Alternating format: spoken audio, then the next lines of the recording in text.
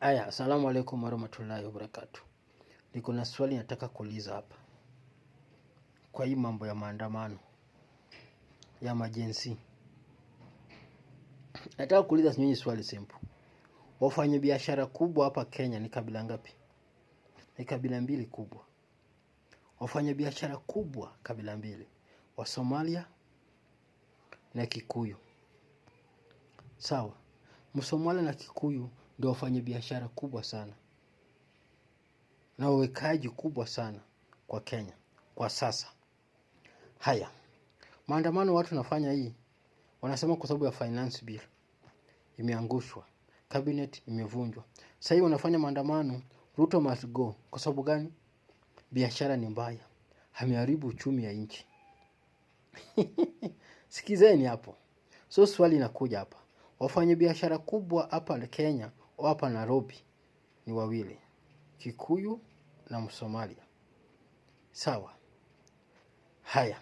Kama Ruto ameharibu biashara ya Kenya, ameharibu uchumi ya Kenya, biashara iko mbaya, watu gani wanafaa akuwe number 1 kufanya maandamano? Ni Mluya? Ni Mjaluo? Ni Mkamba? Au ni kabila zingine? Au Masai? Au Mkale? Wale ambao wanafanya biashara kubwa si hao ndio nafaa afanye maandamano kwanza?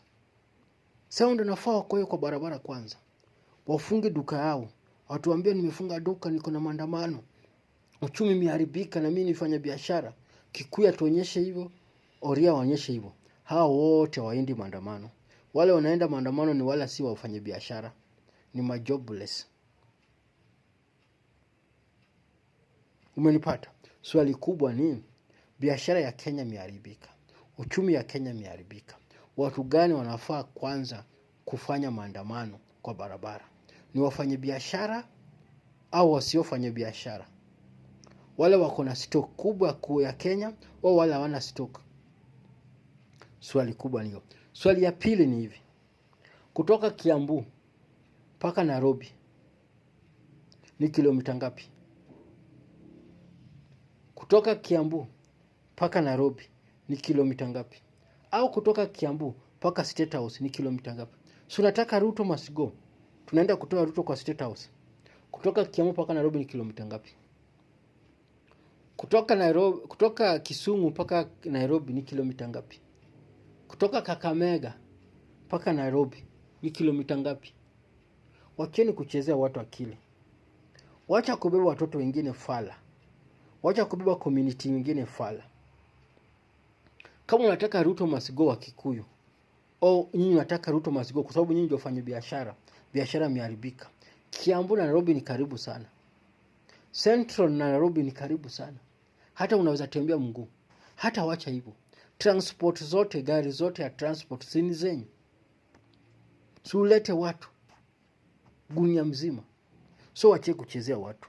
Wale ambao wanafaa afanye hii maandamano kubwa paka watu wasituke ni wa Kikuyu. Jensi wa Kikuyu wanafaa afanye maandamano paka watu wasituke, waone kumbe nyinyi uko serious. Kwa sababu nyinyi ndio wafanya biashara kubwa hapa Kenya. Hawa wengine si fanya biashara. Mluya anafanya biashara gani?